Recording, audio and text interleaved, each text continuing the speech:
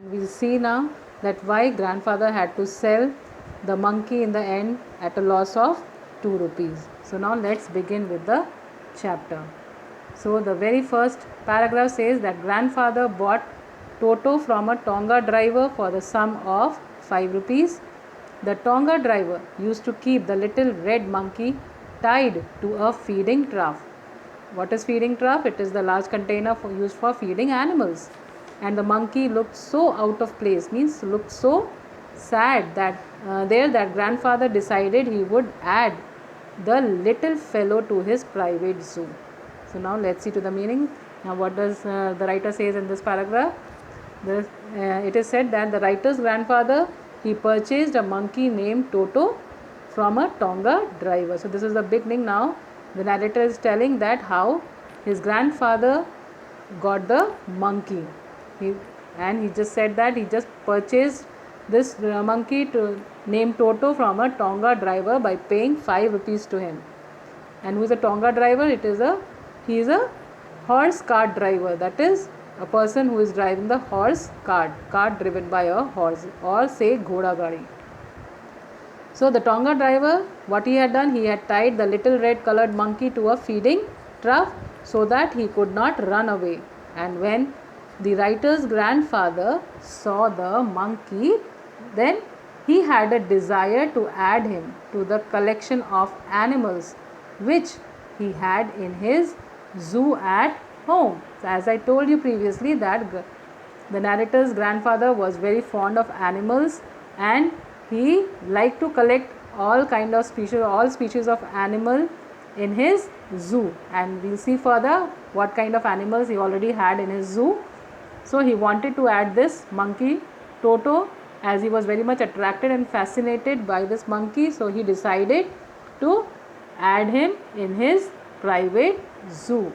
So the next paragraph says, Toto was a pretty monkey. His bright eyes sparkled with mischief beneath deep set eyebrows, and his teeth, which were a pearly white, were very often displayed in a smile that frightened the life out of elderly Anglo-Indian ladies. Who are Anglo-Indian ladies? You all know Anglo-Indian means a person relating to both Britain and India. But his hands looked dried up as though they had been pickled in the sun for many years. Yet his fingers were quick and wicked, and his tail, while adding to his good looks, also served as a third hand, and he could use it to hang from a branch, and it was capable of scooping up any delicacy that might be out of reach of his hand. Scooping means lifting, and here pickled, as you all know, there is a food which is preserved in vinegar or oil. So in these lines, the narrator or the writer gives a description of Toto, and he says that Toto had bright eyes, shiny eyes, which were full of mischief, and his eyebrows were deeply set on his face. His teeth were like pearls. Here a simile has been used. The teeth are compared to pearls to describe the whiteness. Many ladies belonging to the Anglo-Indian community got scared when they saw his teeth, which were displayed when he smiled, and Toto's hands were. Now here the writer is saying that, narrator is describing that his hands, again the simile has been used, and he's comparing his hands with the pickle, as his hands are, the skin of his hand is dried and wrinkled. Then further he says that he had a long tail, and the writer's grandfather thought that the tail added to the good looks of an animal, and it is the most important part of animal. And further he says that Toto's tail was like a third hand for him. It helped him hang from a branch of a tree, and you all know this very well because you must have seen the monkey moving from one tree to another, and how he uses his tail, you all know very well. Then further he says that he also used his tail to lift objects which were out of his reach. Then further in the next paragraph, the narrator says that grandmother always fussed when grandfather brought home some new bird or animal. So it was decided that Toto's presence should be kept a secret from her until she was in a particularly good mood. Grandfather and I put him away in a little closet opening to my bedroom wall, where he was tied securely, or so we thought. A peg, peg is the hook. Fastened means tied into a wall. So in these lines, now it is said that the writer's grandmother, it is said that writer's grandmother did not like grandfather's attitude of bringing new pets like birds or animals at home every now and then. She did not like it at all. So the grandfather, when he purchased Toto and want to bring him home, thought or decided that they would hide the presence of this monkey in the house. They would conceal this fact from grandmother until she was in a good mood, when they could reveal the presence of this monkey. At that time, they would disclose this to her. And then the writer and his grandfather secured Toto in a, what they did, they just hid the Toto in a little cupboard in the writer's room. And in order to be sure that Toto did not escape, what they did, they tied him to a hook in the wall which was there in the cupboard. Then further in the next paragraph, the narrator says, a few hours later, when grandfather and I came back to release Toto, that means to free Toto, we found that the walls, which had been covered with some ornamental paper, that is decorative paper, chosen by grandfather, now stood out as naked brick and plaster, and the peg in the wall had been wrenched means broken from its socket, and my school blazer, which had been hanging there, was in shreds. Shreds means it was torn. I wondered what grandmother would say, but grandfather didn't worry. He seemed pleased with Toto's performance. So it is a very strange thing that grandfather, instead of getting angry at the monkey, he is very much happy or pleased by monkey's performance. So in these lines, what I said, let us see. So in these lines, the narrator says that the writer and his grandfather went to Toto after a few hours.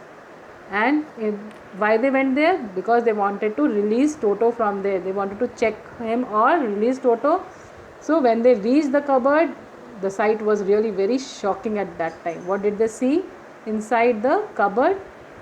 What they saw, that Toto had torn the decorative wallpaper which was there in the cupboard and which was selected by grandfather, and further he had also broken the hook which he was tied to and had escaped from his binding.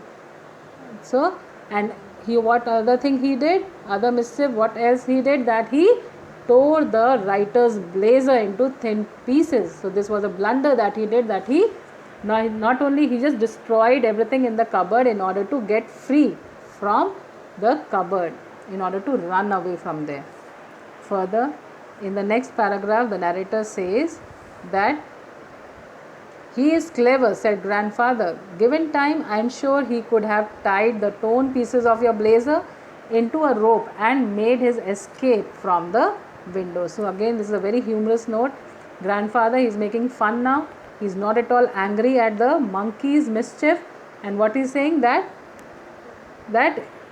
he was very much, as he was very much delighted or very much happy to see Toto's adventure.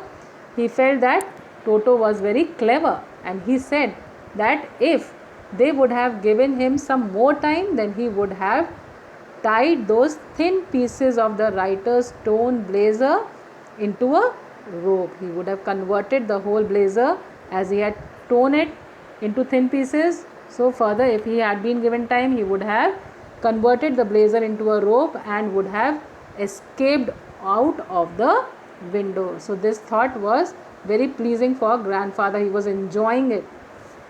Then further, the next paragraph says that his presence in the house still a secret, and Toto was now transferred to a big cage in the servants' quarter, where a number of grandfather's pets lived very sociably together. Sociably means in a very friendly manner. Now we see to what kind of pets: a tortoise, a pair of rabbits, a tame squirrel, and for a while my pet goat. But the monkey wouldn't allow any of his companions to sleep at night. He was so mischievous. So grandfather, who had to leave Dehradun next day to collect his pension in Saharanpur, decided to take him. So what is said in this paragraph? In this paragraph, the narrator is describing about the mischiefs of Toto. As Toto had broken the peg in the cupboard, it was not safe to keep him in the cupboard, so he was shifted to the servants' quarter and he was put in a cage there where other pets lived. And there were many different kinds of pets because it was the grandfather's zoo.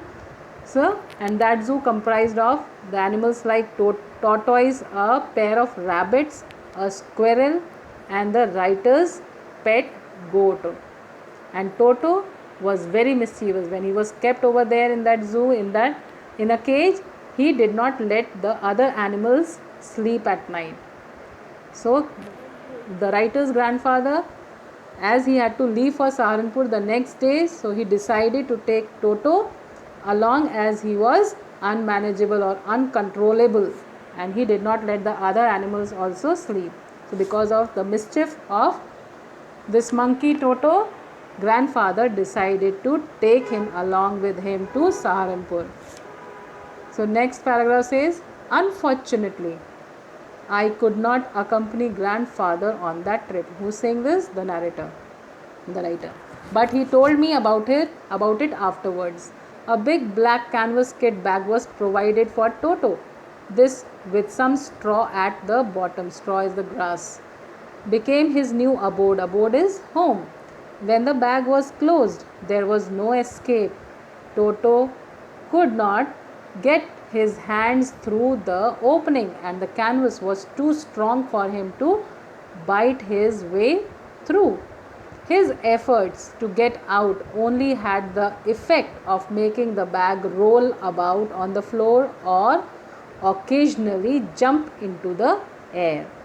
An exhibition that attracted a curious crowd of onlookers on the Dehradun railway platform. So what is written in this paragraph? In this paragraph, the narrator says that the writer was disappointed as he could not accompany his grandfather and Toto on the trip to Saharanpur. There might be some reason that the writer was not able to move with his grandfather, and his grandfather narrated the happenings of the trip to him later after returning from the trip. And he had got a special bag for Toto. He had made all arrangements to carry Toto. He made all the arrangements. He purchased a bag, and that bag was made of a strong material, canvas, that is a thick cloth, and he placed some dry grass at the bottom of the bag. And on the trip, the bag would be Toto's home, as he would live in it, and the bag had a zipper on top of it. And the writer's grandfather ensured that when the bag was closed, Toto would not be able to escape out of it. Neither could he come out of the opening, as it was closed with a zipper, nor could it bite the strong canvas material in order to run away. Still, Toto made unsuccessful attempts. Many times he tried to come out of the bag, and due to this, many times the bag would roll on the floor, or it would certainly jump in the air. It started jumping in the air because of the movement of Toto in the bag, and these movements were noticed by the people on the railway platform, which made them curious to know what was there inside the bag. Then further in the next paragraph, the narrator says that Toto remained in the bag as far as Saharanpur, but while grandfather was producing his ticket at the railway turnstile is a mechanical gate which is revolving, and we have to cross through it. So Toto remained in the bag as far as Saharanpur, but while grandfather was producing his ticket at the railway turnstile, Toto suddenly poked out his head of the bag and gave the ticket collector a wide grin. Grin is a smile. Then further, and so in this paragraph, the narrator says that Toto remained secured in grandfather's bag till Saharanpur. He was not able to come out of the bag, as the zipper of the bag was closed.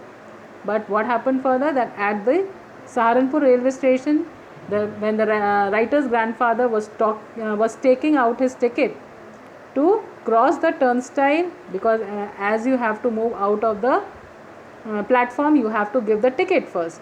So when he was searching for the ticket at the turnstile. At that time, Toto, what he did, he peeped out of the bag and smiled, gave a wide smile at the ticket collector, which scared him. And further, in the next paragraph, it is said that the poor man was taken aback. Taken aback means shocked. But with great presence of mind and much to grandfather's annoyance, he said, "Sir, you have a dog with you and you'll have to pay for it accordingly." So again, it is a very humorous note. Now what happened? As the monkey, or as Toto gave a wide grin to the ticket collector, which shocked him.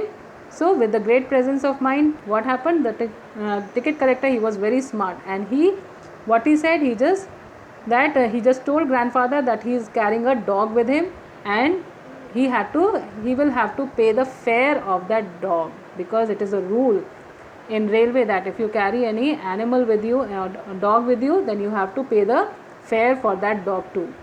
So what happened? As the ticket collector was astonished to see a monkey in grandfather's bag, he recovered quickly, and with the presence of mind, what he said, that he asked grandfather to pay the ticket money for travelling with the dog. Now let's see what happens further. In vain did grandfather take Toto out of bag. In vain means an unsuccessful attempt. In vain did he try to prove that a monkey did not qualify as a dog or even as a quadruped. Quadruped is an animal which has 4 feet, 4 पैरों वाला जानवर. So Toto was classified a dog by the ticket collector, and 3 rupees was the sum handed over as his fare. So what happened now? Grandfather was unsuccessful in explaining to the ticket collector that Toto was a monkey and not a dog, and he insisted that Toto was not even an animal with 4 feet. But the ticket collector was firm that Toto fell in the category of dogs, and therefore grandfather had to pay 3 rupees for Toto's ticket. Then further, the next paragraph says, then grandfather, just to get his own back, took from his pocket out pet tortoise and said, "What must I pay for this, since you charge for all animals?" To get his own back means to take a revenge. Now what happened? The grandfather was very disappointed, and in order to take revenge from the ticket collector, he took out his pet tortoise from his back pocket, and he used to carry this tortoise to everywhere. Wherever he went, he just took this tortoise in his pocket. So he just took out his pet tortoise from his pocket, and he asked if he was supposed to buy a ticket for this little animal tortoise too. Then the next paragraph says, the ticket collector looked closely at the tortoise, prodded it with his 4 fingers. Prodded means pushed. He just checked with his 4 fingers, gave grandfather a pleased and triumphant look, means happy look, and said, "No charge, it is not a dog." So now this is again a very humorous thing. What happened? The ticket collector, now he took a close look at the tortoise. He just examined him very closely and pushed it slightly, and then he announced that grandfather was not required to buy a ticket for it, as it did not fall in the category of a dog. Then further, in the next paragraph, the narrator says that when Toto was finally accepted by grandmother, he was given a comfortable home in the stable, where he had a companion, the family donkey, Nana. What is the name of the donkey? Nana. On Toto's first sight in the stable, grandfather paid him a visit to see if he was comfortable. To his surprise, he found Nana, without apparent cause, pulling at her halter. Halter is a strap or loop that is placed around the head of a horse or other animals, and trying to keep her head as far as possible from the bundle of hay. Hay is the grass, dry grass, which is given to the animals for feeding. So here, so in this paragraph, the narrator, what is said, that the writer's grandfather finally came to know, the grandmother of the writer, she finally came to know the presence of Toto was revealed to her, and she came to know of Toto's presence in the house. And she allotted him space in the stable, and she just told grandfather to keep the monkey in the stable along with the family donkey that named Nana. And on the first sight in the stable, grandfather visited Toto. First night only, that night only, now grandfather, he visited Toto to see if he was comfortable. And what he saw over there, he just found Nana restless. He was not ready to accept the new companion, and he was pulling its rope in order to stay away from the heap of hay. Then further, next paragraph says, grandfather gave Nana a slap across her haunches. Haunches are the back. And she jerked back, dragging Toto with her. He had fastened onto her long ears with his sharp little teeth. Toto and Nana never became friends. So, what is written in this paragraph? In this paragraph, it is said that grandfather, he hit Nana on the back in order to stop it. Then Nana, what did he do? He jumped back with a jerk, and Toto was dragged along with the donkey Nana. Then the next paragraph says, a great treat for Toto during cold winter evenings was the large bowl of warm water given him by grandmother for his bath. He would cunningly test the temperature with his hand, then gradually step into the bath. First one foot, then the other, as he had seen me doing. That is grandmother. He just copied grandmother's act. Now, until he was into the water up to his neck. Once comfortable, he would take the soap in his hands or feet and rub himself all over. When the water became cold, he would get out and run as quickly as he could to the kitchen fire in order to dry himself. If anyone laughed at him during this performance, Toto's feelings would be hurt, and he would refuse to go on with his bath. And one day Toto nearly succeeded in boiling himself alive. So this paragraph states that the mischief of Toto, as we say that monkeys are always copying the human beings. So what he did, we are going to read in the I'll tell you what is there in the paragraph, the mischief of Toto. That what happened when in the winter evening, or it was the winter season, Toto enjoyed having a warm bath, and he would pretend to be selfish, and before starting his bath, he first used to check the temperature of the water, as the narrator did, and as he copied the writer, and then after that only he used to step into the tub with 1 foot at a time. First he used to step or keep 1 foot inside and then the other. Finally, what he did, he used to sit in the water with his face out of it, and then he would rub himself with a soap. When the water became cold, he would run out of it to the stove in the kitchen in order to dry himself in front of the fire. And Toto got annoyed if he was laughed upon. If anybody used to laugh at him, he used to get annoyed, and he would get hurt and then refuse to take bath. And then the writer further is saying that now his writer is just sharing an incident when Toto had almost boiled himself. So he is just telling about his mischief now. So the remaining part of this chapter we are going to read in the next class. I hope you all have understood this much.